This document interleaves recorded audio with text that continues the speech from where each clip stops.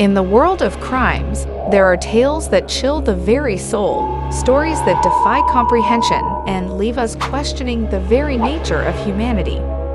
This is the case of John List, a story that will lead us through the shadows of a seemingly perfect life, only to unveil the darkness that lurked within.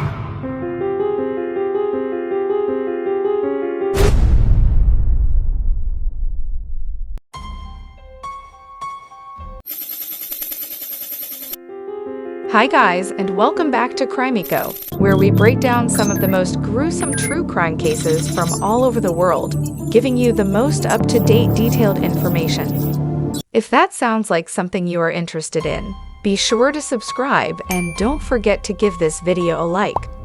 A like from you really helps the channel. Thank you.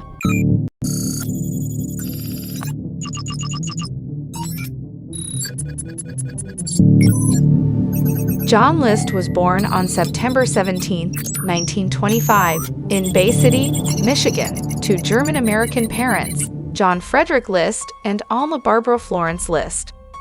Growing up as the only child, List was raised in a devout Lutheran household, much like his father. He attended Bay City Central High School, graduating in 1943. Following his graduation, List enlisted in the United States Army and served as a laboratory technician during World War II. After his military service, List enrolled at the University of Michigan in Ann Arbor. There, he pursued a bachelor's degree in business administration and later earned a master's degree in accounting. Additionally, List was commissioned as a second lieutenant through the Reserve Officers Training Corps, ROTC program. In November 1950, as the Korean War escalated, List was recalled to active military duty. During his time at Fort Eustis in Virginia, he crossed paths with Helen Morris Taylor, the widow of an infantry officer who had been killed in action during the Korean War. List and Helen married on December 1, 1951, in Baltimore, Maryland, and together they moved to Northern California, where Helen lived with her daughter Brenda. List's accounting skills caught the attention of the Army, leading to his reassignment to the Finance Corps. After completing his second tour of duty in 1952, List found work at an accounting firm in Detroit. He later became an audit supervisor at a paper company in Kalamazoo, Michigan, where his 3 children were born. By 1959, List had advanced to the position of general supervisor in the accounting department of the paper company. However, his wife Helen, who struggled with alcoholism, became increasingly unstable. Seeking a fresh start, List moved his family to Rochester, New York in 1960, where he accepted a job with Xerox. Over time, List's career progressed, and he eventually became the director of accounting services at the company. In 1965, List seized a new opportunity and accepted a position as vice president and controller at a bank in Jersey City, New Jersey. He relocated his wife, children, and mother to a grand Victorian mansion known as Breeze Knoll, located at 431 Hillside Avenue in Westfield, New Jersey. On the surface, their lives appeared picture-perfect, but darkness lurked beneath the facade. On November 9, 1971, the tranquil town of Westfield, New Jersey, became the setting for a gruesome and chilling crime. Behind the facade of a seemingly ordinary family, a sinister plot was unfolding, one that would shatter lives and send shockwaves through the community. In the early hours of that fateful day, while his children were at school, John List carried out his heinous plan. Using a 9mm Steer 1912 semi-automatic handgun and his father's Colt .22 caliber revolver, List proceeded to murder his entire immediate family. First, he shot his wife, Helen, in the back of the head as she unsuspectingly sipped her morning coffee in the kitchen. Next, List made his way to the 3rd floor, where he took the life of his elderly mother, Alma, as she lay in her bed. As his daughter Patricia, 16, and younger son Frederick, 13, returned home from school, they too fell victim to List's calculated violence, each shot in the back of the head. After carrying out the unimaginable acts, List prepared himself lunch and calmly went about his day. He drove to the bank to close his and his mother's accounts, attempting to cover his tracks and secure financial resources. Later, List made his way to Westfield High School to watch his eldest son, John Frederick, 15, play in a soccer game. Upon returning home, List shot John Frederick repeatedly, evidence of a desperate struggle. With the lifeless bodies of his wife and children lying on sleeping bags in the mansion's ballroom, List left his mother's body in her attic apartment. He meticulously cleaned the crime scenes, removing his own image from all family photographs. To complete his twisted plan, List tuned a radio to a religious station, leaving the sounds of hymns echoing through the empty rooms, and then he vanished. Days turned into weeks, and it wasn't until December 7, almost a month later, that the horrifying truth was uncovered. The family's reclusive tendencies and notes sent by List to the children's schools and part-time jobs, claiming they were visiting their ailing grandmother, had kept suspicions at bay. The discovery of the bodies shocked the community, plunging Westfield into a state of disbelief and mourning. The manhunt for John List commenced, but he had managed to elude capture, destroying all reliable photographs of himself and leaving his car parked at JFK Airport in New York City. List had vanished without a trace. The meticulous planning and calculated steps he took to cover his tracks seemed to have paid off. For 18 long years, John List managed to remain elusive, assuming a new identity and creating a life far removed from the gruesome crimes he had committed. After the murders, List changed his name to Robert Peter Bob Clark and relocated to Denver, Colorado, where he settled into an accounting job. He even joined a local Lutheran congregation and ran a carpool for shut-in church members. Under his new identity, List met Dolores Miller, an Army PS clerk, and they married in 1985. Together, they moved to the Brandermill neighborhood of Midlothian, Virginia, where List continued his work as an accountant at a small accounting firm called Madrea, Joyner, Kirkham, and Woody. While living in Virginia, John List managed to keep his past hidden, and for many, he was simply Robert Clark, an unassuming and law-abiding citizen. Little did they know the chilling secrets that lurked beneath the surface. All of that changed in 1989 when a breakthrough in the case came unexpectedly. The television program, America's Most Wanted, aired a segment on the John List murders, featuring an age-progressed clay bust of List created by forensic artist Frank Bender. This lifelike representation captured the attention of 22 million viewers, and tips began pouring in from across the country. One of those tips came from a woman in Richmond, Virginia, who noticed a striking resemblance between the bust and her next-door neighbor, Robert Clark. She also pointed out that he was an accountant and attended church regularly. Authorities wasted no time in acting on this lead, and they went to Robert Clark's home to investigate further.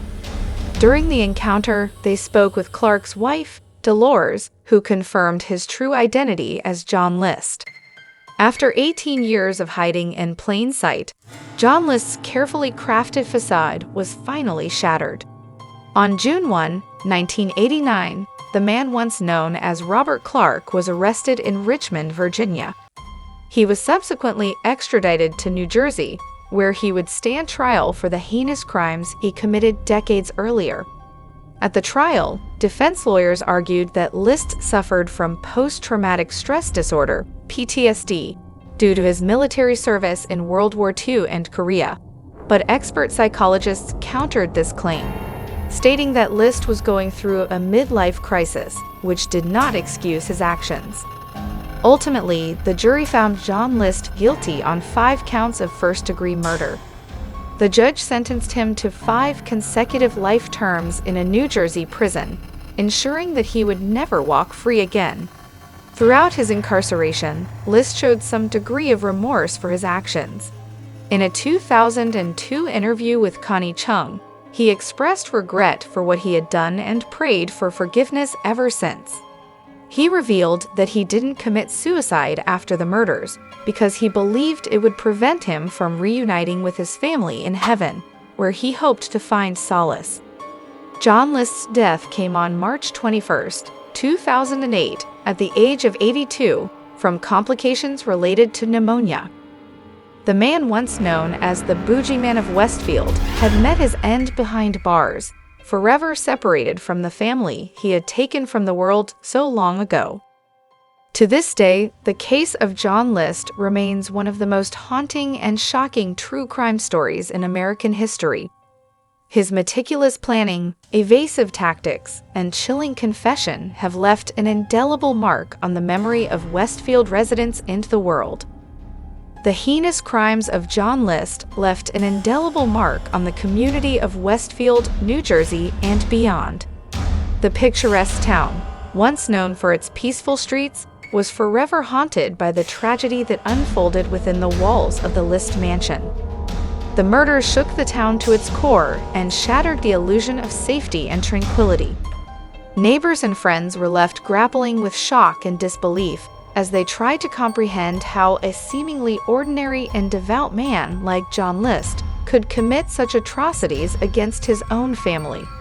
The news of the murders spread like wildfire, and the nation was gripped by the chilling details of the case. Westfield, which had been largely free of violent crimes, now found itself thrust into the national spotlight as one of the most notorious crime scenes since the infamous Lindbergh baby kidnapping and murder. The impact on the List family's surviving relatives was immeasurable.